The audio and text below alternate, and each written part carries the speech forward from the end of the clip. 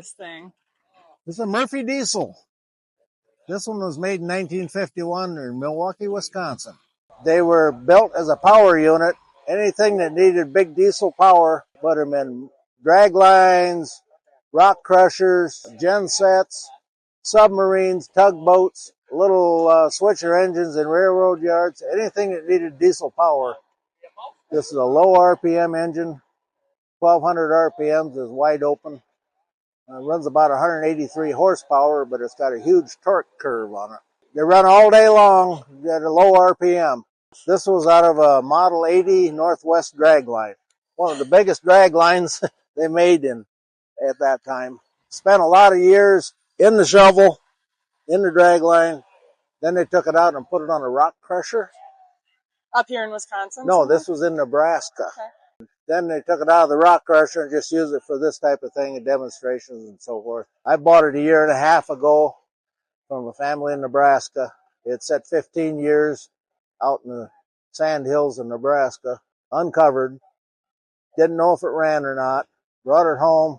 Did very little work on it, just cosmetic hoses, fuel, this type of thing. And it fired right up, and it's a nice running engine. Did you repaint it too? I repainted it. It had a lot of garbage added onto it over the years, and I removed all that. We now have it permanently mounted to this trailer. It's a dedicated trailer. Guessing you don't want to move it much. So. Yeah. I haven't got anything heavy enough to lift it. It's about 14,000 pounds sitting there as it is. Were they gray originally? No, they were green, ugly green. I didn't want that. The industrial gray just looked a lot better. But we've had a lot of fun learning about this because there's very little information other than people that have used it. So we did a lot of research and talked to different people like Gerhardt's and Lititz, Pennsylvania, these type of people that know about these things.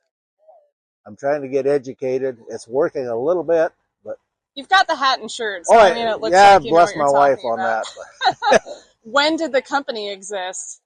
They patented their first diesel engine in 1916. The first one they produced was in 1920, and it was this basic design with the dual overhead cam and so forth. About 1978, they sold out to Merkel Corp in Mannheim, Germany.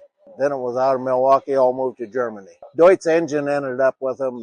That was kind of the years of the history of it. Were they in Milwaukee the whole time? They were in Milwaukee the whole time, yes. Mr. Murphy started out with Wisconsin Engine Company, making little parts and pieces and trying to assemble a diesel engine. And it stayed there. At the peak of their existence, they employed about 150 people. So they were not a high production engine. It was just anybody that needed power could buy these. A lot of them were shipped over into Europe, and the war effort used a lot of them. Were they like made to order, or? Basically, they were made to order. They didn't sell real well because there wasn't a high production run. They didn't get into the vehicle end of it with the trucks and so forth. They were way too massive for that. It's a little big. Yeah, a little big, So, it's been a fun learning experience, and it draws a crowd of people when you start it up. What's it good for? Well, at this point, not a lot, but people enjoy it. You've been smiling a lot this weekend. Yeah, people enjoy it, and I love starting the thing up. Getting too old to do a whole lot of work, but you bring it to a truck show, and you start a motor, and you get people. Truck guys like a motor running. So we're still learning, and we're going to do more. Probably, you can't have just one. So you go to these things, and somebody will say, "Hey, you got another one of them?" Oh, jeez.